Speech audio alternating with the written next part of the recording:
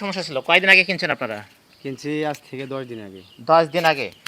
কেনার পরে এই সমস্যা হইলো? এই সমস্যা হচ্ছে বর্তমান 3 দিন থেকে, আজকে নিয়ে 4 দিন। 4 দিন। আচ্ছা শুনেন, যখন আনছেন তখন গরু কি সুস্থ ছিল? সুস্থ ছিল। এই যে গরুটা যে নিয়ে আসলেন, এই যে কয়বার দিনে গোসল করে দিচ্ছেন এখন? দিনে 2 বার, সকাল লাম্পি 10টা। হয়েছে, দিনে 2 বার গোসল করে দিচ্ছেন। জি। এই যে মানে পিসি ডাক্তার দেখাইছেন, দিনে 2 বার করে গোসল করে দিচ্ছেন, আর ওই যে ডোজ ওষুধ খাওয়াচ্ছেন। জি। এই যে এই ঝুলগুলা যত বড় হয়েছে, এই যে ঝুলগুলা, এই ঝুলগুলা যত বড় হয়েছে, হ্যাঁ, এই যে ফুলে গেছে, এগুলা কি কারণে হয়েছে জানেন কি? না না জানি না। এগুলাতে পানি ধরছে, পানি, চামড়া নিচে পানি জমায় আছে। এই গরু কিন্তু আপনার যদি শুয়ে পড়ে কোনো ক্রমে আর উঠতে পারবে না, আর যদি শুয়ে পরে উঠতে পারবে না, উঠলে আর শুইতে পারবে না। মানে কি, এর গায়ে এত পরিমাণ ব্যথা আছে বলা মুশকিল। তাহলে আচ্ছা, যদি কখনো এই যে রোগটা কেন হয় আপনারা জানেন? জানেন না? এই যে আপনার ঘরটা যে আমি দেখলাম, আপনার ঘরটা কিন্তু পুরো বদ্ধ ঘর। বদ্ধ ঘরে কি মশা মাছি বেশি থাকে। এই যে আপনাদের এই জায়গাটা আছে না, এই জায়গাটা করবেন কি, ওই যে দোকানের যে ঝাপ আছে না, ঝাপের মতো করে রাখবেন।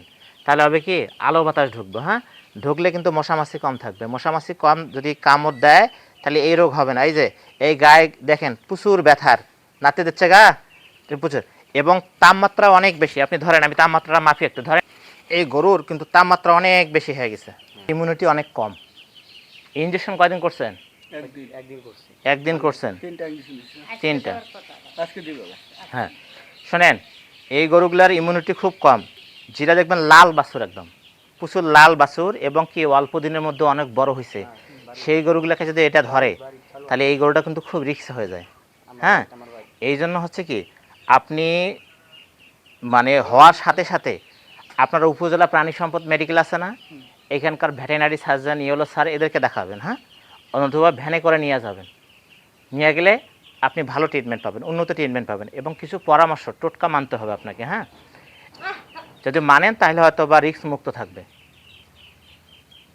তো আমরা দেখি এখন, এই যে দেখেন এর গরুটার তাপমাত্রা হচ্ছে মোটামুটি সব 4 পা ফুলে গেছে, কিন্তু যে গরু 4 পা ফুলে যায় এই গরু কিন্তু রিস্ক হয়ে যায় অনেক বেশি। প্রিয় দর্শক মনে রাখবেন, কোনো গরু 1 পা ফুলে যায়, 2 পা ফুলে যায়, কিন্তু এই গরু কিন্তু অলরেডি 4 পায়ে ফুলে গেছে। হ্যাঁ, এই গরু কিন্তু অনেক রিস্ক। যদি মানে লাম্পি হওয়া মানে কি বলেন তো, ওর লিভারের মধ্যে আছে না, এই গরুর জ্বর মোটামুটি 106.5। কত? 106.5, মানে 106 এর উপরে জ্বর। তাহলে 106-এর উপরে জ্বর আছে, এবং যদি এইটা দ্রুত না কমে তাহলে এর পেটে যে আছে না, ক্ষত আছে না, মানে লিভার আছে না, লিভারে কিন্তু ঘা হয়। এই লিভারে ঘা হলে কিন্তু আস্তে আস্তে দেখবেন এই নাক দিয়ে কিন্তু আস্তে আস্তে সর্দি পড়া শুরু হবে। যে গরুটা নাক দিয়ে সর্দি পড়া শুরু হবে, এই গরুটা কিন্তু বাঁচানো মুশকিল হয়ে যায়। হ্যাঁ, হ্যাঁ, তাহলে হচ্ছে যে এটা এটা জ্বর আছে, তাহলে আপনারা একটা কাজ, এটা এখন আপাতত আমরা যে কাজটা করব, আমরা পাশাপাশি আপনার পানি দিচ্ছেন, ভালো হয়েছে, গোসল করাইছেন, বেশি গোসল দেওয়া যাবে না। এমনিতে এরিয়া মাঝে মাঝে আপনারা মুছাই দেবেন। মোট কথা জ্বরটা কমায় রাখতে হবে, জ্বর কম থাকতে হবে, এবং তাকে একটু খাওয়া দাওয়া করতে হবে। সে যদি খায়, জ্বর কম থাকে, আমরা প্রথম দিন যে ট্রিটমেন্ট দিব, ট্রিটমেন্ট দেওয়ার পর যদি জ্বর না ভাসে তাহলে মোটামুটি ফিডব্যাক ভালো। আমি বলি, যদি আমরা আজকে যদি ট্রিটমেন্টটা দিব, দেওয়ার পর যদি জ্বর না ভাসে তাহলে কিন্তু মোটামুটি ভালো রেজাল্ট হয়ে যাবে। আর যদি জ্বর ভাসে তাহলে কিন্তু ক্রিটিক্যাল পর্যায়ে চলে যাবে। হ্যাঁ, তো আমরা আজকে ট্রিটমেন্ট দিব আপনাদের, এবং সবচেয়ে বড় কথা, এই রোগ যাতে না হয় বছরে একবার ভ্যাকসিন দেবেন, আর পুরা গোয়াল ঘর মশারি দিয়ে ঘিরে দেবেন। যদি মশা মাছি না ধরে তাহলে এই রোগ হবে না। এবং গরু যখন বাজার থেকে নিয়ে আসবেন, আসার সাথে সাথেই কোনো ট্রিটমেন্ট করানোর দরকার নেই, কারণ ভাইরাস কিন্তু যখন নিয়ে আসছেন তখনই তার বডিতে ফলো করছে অলরেডি। কারণ ভাইরাস ধরার 14 দিন পর প্রকাশ পায়। মানে গরু, আমার গরুতে যদি ভাইরাস ধরে 14 দিন আগে আমি কিন্তু টের পাবো না, 14 দিন পরে আমি 14 দিন পরে আমি কিন্তু টের পাবো।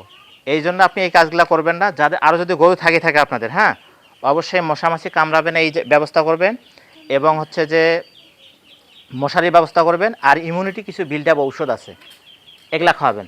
আর মাঝে মাঝে হচ্ছে কি, সোডা আছে না, খাবার সোডা, এই খাবার সোডা, নিম পাতা, এগুলা পানির মধ্যে দিয়ে দেবেন, এগুলা খাবে। হ্যাঁ, হ্যাঁ, এখন তো রোগ ধরে গেছে তখন খাওয়াইছেন, যখন রোগ না ধরে তখন করবেন এই কাজগুলো।